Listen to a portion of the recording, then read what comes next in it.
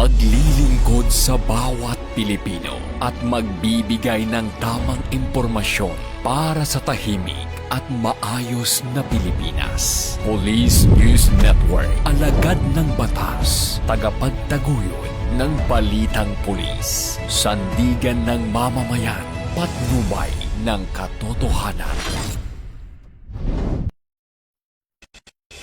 La Campo Crame, maghahatid ng pinakahuling kaganapan at nagbabagang balita. Ito ang PNN Police News Network. At ngayon, ang inyong mga tagapagbalita. Magandang araw, bagong Pilipinas. Ako ang inyong alagad ng batas, tagataguyod ng Balitang Pulis, Patrolman Don Brosas. Maghahatid sa inyo ng tamang balita, kwento ng pulis, at serbisyo para sa mamamayan.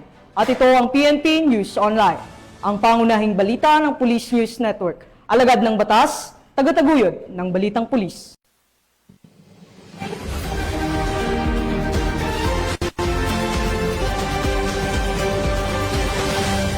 Narito ang mga balitang dapat niyong abangan. Dalawang dayuhan huli sa paglalagay ng skimming device sa ATM machine sa El Nido, Palawan. Negosyanteng wanted sa kasong murder, timbog sa Iligan City. At mag-asawang senior citizen, pinagbabaril sa Maguindanao del Sur, isa patay, isa sugatan.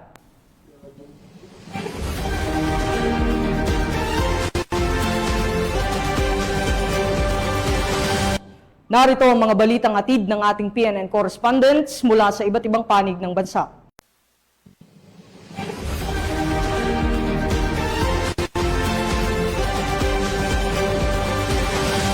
Simulan natin ang balita mula sa bahagi ng Luzon.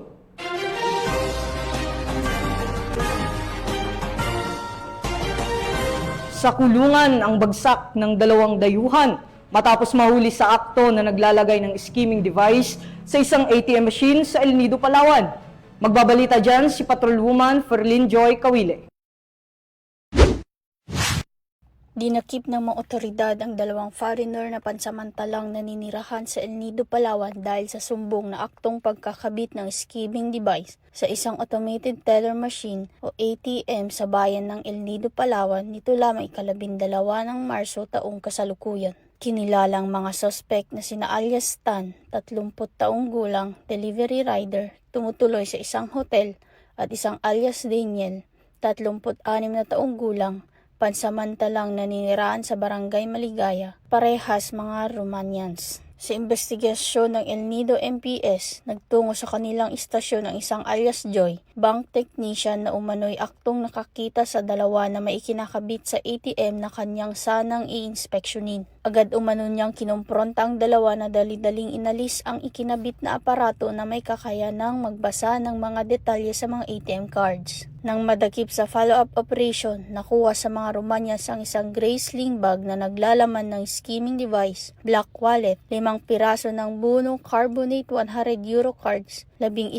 piraso ng Buno Carbonate 150 euro cards, driver's license, 24,000 pesos cash at iba't ibang mga gamit. Nasa pangangalaga na ng El Nido MPS ang mga banyaga na mahaharap sa kasong paglabag sa RA 8484 or Access Devices Regulation Act of 1998. Mula dito sa Calapan City, Oriental, Mindoro, ako ang iyong PNN correspondent, Patrolwoman Ferlyn Joy Kawile, alagad ng batas, tagataguyod ng Balitang Pulis.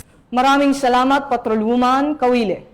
Sa bisa ng warrant of arrest, timbog ang nakatalang top 6 most wanted person provincial level ng mga tauhan ng San Quintin Municipal Police Station dahil sa kaso nitong statutory rape sa Pangasinan. Nakibalita dyan si Police Corporal Joanna Marie de los Santos. Arestado ang lalaking ito na tinaguri ang top 6 most wanted person provincial level sa kaso nitong statutory rape sa ikinasang manhunt operation ng San Quintin Municipal Police Station sa Barangay Carayacan, San Quintin, Pangasinan. Kinilala ni Police Captain Esteban C. Fernandez III, officer in charge ng naturang istasyon ang suspect sa alias Andy, 43 anyos, isang construction worker at residente ng naturang barangay. Naaresto ang suspect sa bisa ng warrant of arrest at harap sa kanyang kaso na walang itinakdang piyansa. Matapos mahuli, agad na sinailalim ang suspect sa physical at medical examination sa Eastern Pangasinan District Hospital, Tayug, Pangasinan, bago tuluyang dalhin sa kustudiya ng San Quintin MPS para sa tamang disposisyon. Patuloy na paiigtingin ng PNP ang kampanya laban sa mga taong may pananagutan sa batas at mapanatili ang kapayapaan at seguridad sa bansa. Mula dito sa Ilocos Region, ako ang inyong PNN correspondent, Police Corporal Joanna Marie N. De Los Santos, alagad ng batas, tagataguyod ng Balitang Pulis. Salamat, Police Corporal De Los Santos. Samantala, nasa kote naman ang 3 high-value individual matapos mahulihan ng mahigit 600,000 pisong alaga ng iligal na droga sa ikinasang bypass operation sa Cabanatuan City. Patrolwoman Janice Bulahaw sa balita. Naaresto ng mga operatiba ng Cabanatuan City Police Station ang 3 high-value individual sa isinagawang bypass operation sa Barangay Bantug, Bulalo, Cabanatuan City. Kinilala ni Police Colonel Ferdinand D. Hermino, Provincial Director ng Nueva Ecija Police Provincial Office, ang mga suspect bilang sina alias Well ng Barangay Bantug, Bulalo at sina alias Atan at alias Jar ng Barangay Bitas. Nahuli ang mga suspect na may dalang 5.6 kg ng hinihinalang marijuana na tinatayang nagkakahalaga ng 607,200 pesos. Nahaharap ngayon ang mga naarestong individual sa kasong paglabag sa Republic Act 9165 o ang Comprehensive Dangerous Drugs Act of 2002 at dinala ang mga ito sa Cabanatuan City Police Station para sa dokumentasyon at tamang disposisyon. Ang matagumpay na operasyong ito ay isang matibay na pahayag na walang puwang ang ilegal na droga sa gitnang Luzon. Mula dito sa gitnang Luzon, ako ang inyong PNN correspondent, Patrolwoman Janice Bulahaw, alagad ng batas, tagataguyod ng Balitang Pulis. Maraming salamat, Patrolwoman Bulahaw. 40 residente naman ng Bagong Bayan, Taguig City ang lumahok sa isang livelihood seminar na isinagawa ng Regional Mobile Force Battalion ng NCRPO bilang bahagi ng pagdiriwang ng National Women's Month. Yan ang balitang hatid ni Patrolwoman Maria Danica Bungo. Bilang bahagi ng pagdiriwang ng National Women's Month, ang matagumpay na isinagawa ang isang livelihood seminar sa Barangay Hall ng Bagong Bayan, Lungsod ng Taguig. Nilahukan ito ng 40 residente na natuto ng artificial flower making gamit ang fuzzy wire. Isang malikhaing paraan ng paggawa ng mga bulaklak na maaaring maging dagdag sa pangkabuhayan. Ang programa ay naisakatuparan sa pakikipagtulungan ng barangay captain na si Sir Dingdong Santos at ng Committee Head on Livelihood, Barangay Kagawad, Rowena Blanco, na kapwa nagbigay suporta sa inisyatibong ito para sa pagpapalakas ng kabuhayan ng mga residente. Pinangunahan naman ng 2nd Mobile Force Company sa ilalim ng pamumuno ni Police Captain Jerry M. Gelisanga, Company Commander, ang pagsasanay bilang bahagi ng kanilang patuloy na advokasya sa pagbibigay ng pangkabuhayang oportunidad sa mga mamamayan. Isinagawa rin ito sa ilalim ng pamamahala ni Police Colonel Celso M. Rodriguez, RMFB Force Commander. At bilang pagkilala sa kanyang dedikasyon sa pagbabahagi ng kaalaman, ginawaran ng sertipiko ng pagpapahalaga si Patrolwoman Micah M. Similia, personnel ng 2nd MFC, na nagsilbing resource speaker para sa seminar. Ang programang ito ay bahagi ng patuloy na pagsisikap ng PNP sa pagsuporta sa mga kababaihan at sa pagbibigay ng makabuluhang oportunidad sa pangkabuhayan, alinsunod sa temang We for Gender Equality and Inclusive Society. Muli, ako po ang inyong Police News Network Correspondent, Patrolwoman Bungo, alagad ng batas, tagataguyod ng Balitang Pulis. Maraming salamat, Patrolwoman Bungo. Nakibahagi ang mga tauhan ng Nueva Vizcaya Police Provincial Office sa isinagawang Unity Walk, Interfaith Rally at Peace Covenant Signing para sa nalalapit na halalan. Ang kabuuan ng balita mula kay Police Staff Sergeant Jeff John Nabasa. Bilang isang mahalagang hakbang upang matiyak ang isang mapayapat, maayos at patas na halalan, ay matagumpay na sinagawa ang Unity Walk, Interfaith Rally at Peace Covenant Signing sa St. Dominic Cathedral, Barangay Don Tomas, Madela, Bayumbong, Nueva Vizcaya nito lamang Sabado, March 22 nitong taon. Dinuluhan nito ng mga kandidato mula sa iba't ibang posisyon, mga kinatawan ng Commission on Elections, Philippine National Police, Nueva Vizcaya Police Provincial Office, Armed Forces of the Philippines, Bureau of Fire Protection, Parish Pastoral Council for Responsible Voting, miyembro ng mga religious sector at advocacy support groups, kasama ang mga stakeholders, barangay officials at mga opisyal ng lokal na pamahalaan. Sinimula ng programa sa isang Unity Walk, isang makabuluhang marcha na pagkakaisa na sumisimbolo sa pangako ng bawat kalahok na panatilihin ang kapayapaan bago habang hanggang matapos ang eleksyon. Isang interfaith prayer ang isinagawa bilang panawagan sa may kapal para sa patnubay, karunungan at pagkakaisa sa pagsasagawa ng isang tapat at maayos na eleksyon. Nagbigay rin ng mahalagang mensahe ang iba't ibang opisyal mula sa COMELEC, PNP, AFP at lokal na pamahalaan. Binigyan din nilang responsibilidad ng bawat kandidato na sumunod sa mga alituntunin ng eleksyon at iwasan ang anumang uri ng karahasan, pananakot at anomalya na maaaring makaapekto sa kredibilidad ng halalan. Isa sa mga pinakatampok na bahagi ng programa ay ang Recitation of Integrity Pledge na sinundan ng Ceremonial of Peace Covenant Signing, kung saan sama-samang nanumpa ang mga kandidato na magiging tapat at responsable sa kanilang kampanya. Layunin ng aktibidad na ito na tiyakin ang pagkakaisa ng mga kandidato para sa isang malinis, ligtas, payapa at maayos na National and Local Elections 2025 sa probinsya. Mula rito sa Lambak ng Cagayan, nagbabalita ang iyong PNN correspondent, Police Staff Sergeant Jeff Janabasa, alagad ng batas, tagataguyod ng Balitang Pulis. Maraming salamat, Police Staff Sergeant Nabasa. Samantala, isinagawa ng Regional Mobile Force Battalion ng NCRPO ang Rapid Deployment Company Fun Shoot Challenge, isang aktibidad na naglalayong pahusayin ang kasanayan ng mga miyembro sa shooting at pagpapalakas ng kanilang teamwork. Muling magbabalita dyan si Patrolwoman Maria Danica Bungo. Walang nakapigil sa mga matitikas at mahuhusay na kasapi ng Rapid Deployment Companies matapos ang matagumpay na Family Fun Shoot Challenge na ginanap sa NCRPO Firing Range 3, Camp Bagong Diwa, Bikutan, Taguig City. Pinangunahan ito ni na Police Captain John Smith Binwag, 8th Mobile Force Company Commander, at Police Captain Rexis Kitapulaw, 9th Mobile Force Company Commander. Kasama rin sina Police Major Roderick Pasilan at Police Captain Edwin Langbisan. Ang paligsahang ito ay hindi lang pagsubok sa bilis, liksi at diskarte, kundi isang patunay ng kahandaan sa anumang hamon ng serbisyo. Matapos ang matinding tunggalian, isinagawa ang closing at awarding ceremonies sa Tagapaglunsad Hall RMFB, kung saan kinilala ang husay at dedikasyon ng mga lumahok.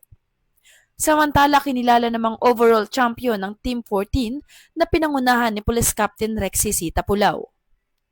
First place naman ng Team 1 led by Police Captain Christopher Angdasan.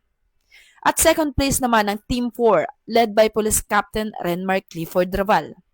At third place naman ang Team 9 na pinangunahan ni Police Master Sergeant Juben B. Mudyahirin. Alinsunod pa rin sa direktiba ni Police Colonel Celso M. Rodriguez, RMFB NCRPO Force Commander, at sa AAA Policy Framework ni Police Brigadier General Anthony A. Abirin, Acting Regional Director NCRPO, na able, active and allied, at sa mantra ni Police General Romel Francisco D. Marbil, Chief PNP, na siguruhin muli. Ako po ang inyong Police News Network Correspondent, Patrolwoman Bungo, alagad ng batas, tagataguyod ng Balitang Pulis. Maraming salamat, Patrolwoman Bungo. Tunghayan naman natin ang mga balita mula sa Visayas.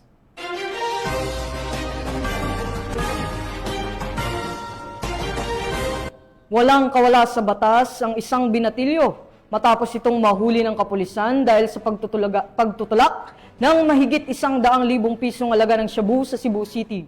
Ang report mula kay Patrolwoman Judith Nicanor. Ang isang binatilyo sa Cebu City matapos maulian ng nasa mahigit 100,000 halaga ng hinihinalang shabu sa inulinsada bypass operation ng mga operatiba ng Cebu City PNP sa City of Bato, Barangay Ermita, Cebu City nito lamang nakaraan. Kinilala ni Police Major Ronel Royo, Station Commander ng Police Station 5, Cebu City Police Office, ang suspect na si alias Negro, 19 anyos, at residente ng Alumnus Basak Nicolas, Cebu City. Ayon kay Police Major Royo, bandang alas 2:45 ng madaling araw na ikinasa ng mga operatibang nasabing operasyon, numantong sa pagkakaaresto sa suspect at pagkakasamsam ng 10 pakete ng hinihinalang shabu na nasa 15 gramo at may tinatayang halaga na 102,000 pesos at by basmani. Kasong paglabag sa Republic Act 9165 o ang Comprehensive Dangerous Drugs Act of 2002 ang kakaharapin ng suspect na kasalukuyang nasa kustudiya ng nasabing tanggapan. Patuloy naman na pinapaigting ng buong hanay ng Cebu City Police Office ang kampanya kontra illegal na droga para sa pag-unlad at pagkamit ng isang maayos, ligtas at mapayapa na bagong Pilipinas. Mula dito sa Central Visayas, ako yung Police News Network Correspondent, Patrolwoman Judith Nicanor, alagad ng batas, tagataguyod ng balitang. Maraming salamat, Patrolwoman Nicanor. Isang wanted person ang arestado ng PNP dahil sa paglabag nito sa Republic Act 7610 o mas kilala bilang Special Protection of Children Against Abuse, Exploitation and Discrimination Act sa Barangay Green Valley or Moc City. Patrolwoman Kimberly Flores, ibalita. Arestado ng mga autoridad ang isang lalaking wanted person na may kasong paglabag sa RA 7610 matapos mahuli sa Barangay Green Valley or Moc City. Bandang alas 6:19 ng gabi nang maaresto ang akusado ng mga tauhan ng Ormoc City Police Station 3 sa bisa ng warrant of arrest para sa kasong paglabag sa RA 7610 o Special Protection of Children Against Abuse, Exploitation and Discrimination Act na may inirekomendang piyansa na 80,000 pesos para sa pansamantalang kalayaan. Ang akusado ay dinala sa Ormoc City PS3 para sa kaukulang dokumentasyon at tamang disposisyon. Ang Ormoc City PNP ay hindi titigil sa pagtugis sa mga nagkasala at patuloy na nagkakasala sa batas upang matiyak ang kaayusan at katahimikan sa ating bansa. Dahil sa bagong Pilipinas, ang gusto ng pulis, ligtas ka. Mula dito sa Eastern Visayas, ako ang inyong PNN Correspondent, Patrolwoman Flores, alagad ng batas, tagataguyod ng balitang pulis. Maraming salamat, Patrolwoman Flores. Samantala, nagsagawa ng refresher training ang 604th Company ng Regional Mobile Force Battalion 6 para sa mga security personnel sa Negros Occidental na may layuning palakasin ang kanilang kahusayan sa seguridad at magbigay ng mga bagong kaalaman upang masiguro ang kaligtasan at kaayusan sa kanilang mga nasasakupan. Patrolwoman Charmaine Balunsat sa report.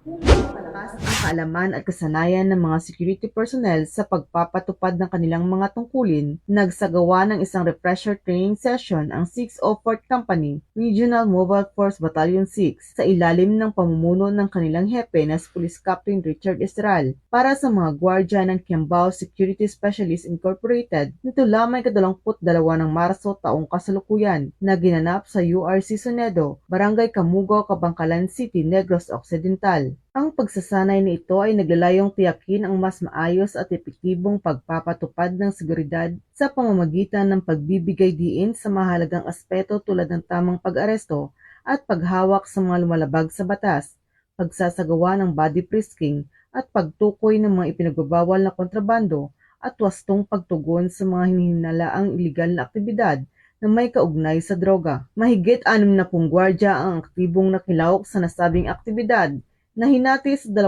kupunan upang mas matuunan ng pansin ang bawat isa sa pagbibigay ng tamang proseso sa inihandang pagsasanay ng mga kapulisan para sa mga ito. Sa pagsasanay, binigyang diin ang tamang pamamaraan upang matiyak na ang bawat security personnel ay may sapat na kaalaman sa pagsunod sa mga legal na proseso ng pag-aresto at pagsusuri ng mga kahinahinalang bagay. Tinalakay din ang masusing pag-inspeksyon upang mapigilan ang pagpasok ng iligal na droga at iba pang kontrabando sa loob ng mga nasasakupang lugar. Ang mga ganitong uri ng pagsasanay ay hindi lamang nagpapalakas ng kakayahan ng mga gwardya, kundi nagbibigay rin ng mas mataas na antas ng seguridad para sa kumpanya at sa komunidad. Ang Kiambao Security Specialist Incorporated, katuwang ang 604th Company Regional Mobile Force Battalion 6, ay patuloy na nagsusulong ng profesionalismo at kahandaan sa larangan ng seguridad. Sa pamamagitan ng regular na pagsasanay, masisiguro ang epektibong pagpapatupad ng mga patakaran upang mapanatili ang kaayusan at kaligtasan ng kanilang nasasakupan. Sa pamamagitan ng patuloy na pagsasanay at mahigpit na pakikipag-ugnayan ng PNP, mas mapapalakas ang kakayahan ng ating tagapagpatupad ng batas tungo sa mas ligtas at maayos na komunidad. Mula dito sa Police Regional Office 6, ako ang inyong Police News Network Correspondent, Patrolwoman Charmaine Balunsat, alagad ng batas, tagataguyod ng Balitang Pulis. Maraming salamat, Patrolwoman Balunsat. Narito naman ang mga balita mula sa bahagi ng Mindanao.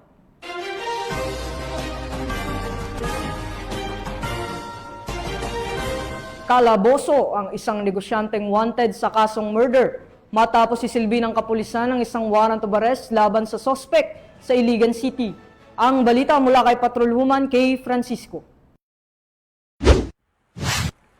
Matagumpay na naaresto ng mga otoridad ang isang wanted person sa kasong murder sa bisa ng warrant of arrest sa isang operasyon na isinagawa sa Quezon Avenue Extension, Palao, Iligan City noong Marso 22, 2025. Kinilala ang suspect ni Police Colonel Jerry A. Tambis, Acting City Director ICPO na si Alas Ryan, 47 anyos, isang negosyante at residente ng District 5, Block 29, Lot 17, Pandacagere Settlement, Mexico, Pampanga. Bandang alas 11:45 ng gabi na isinagawa ang operasyon kaugnay sa Sacleo na nagresulta ng matagumpay na operasyon.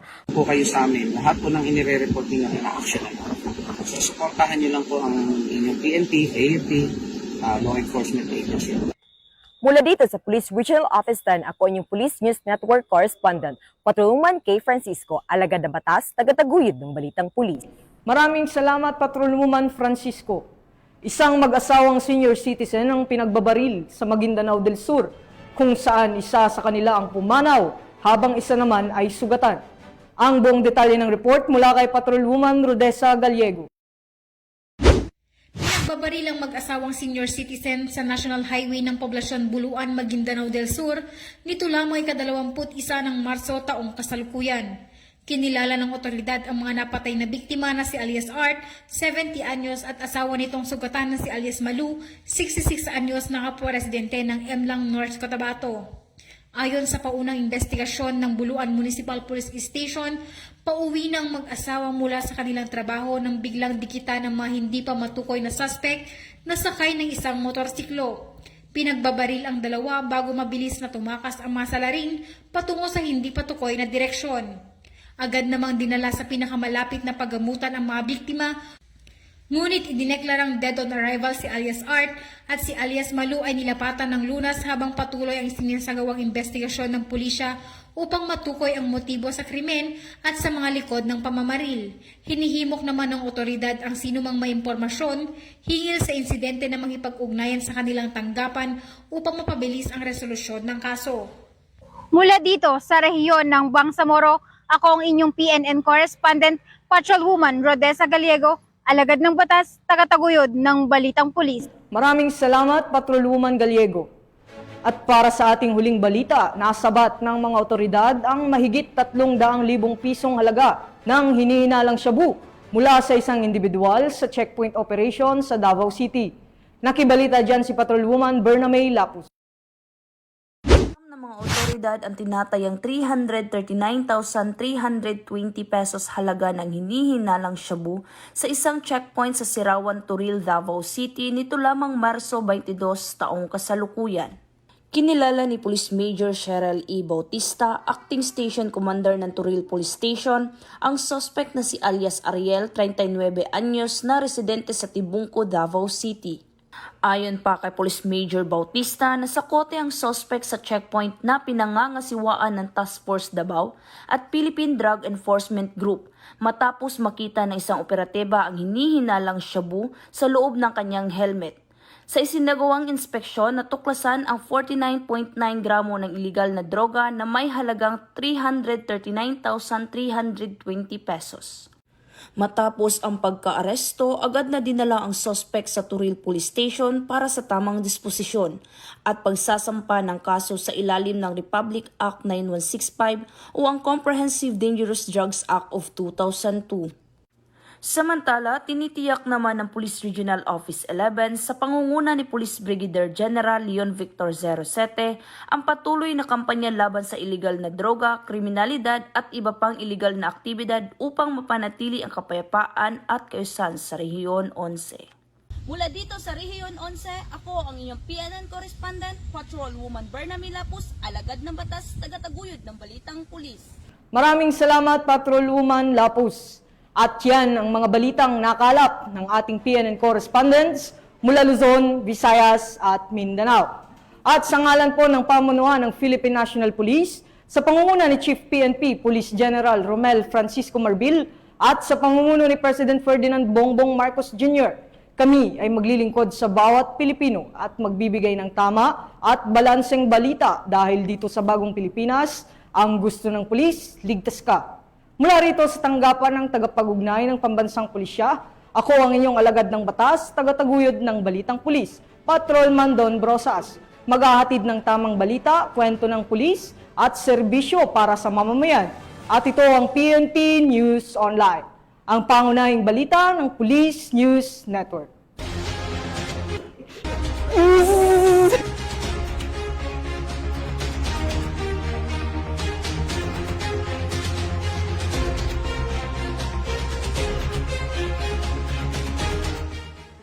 Police News Network, alagad ng batas, tagapagtaguyod ng balitang pulis.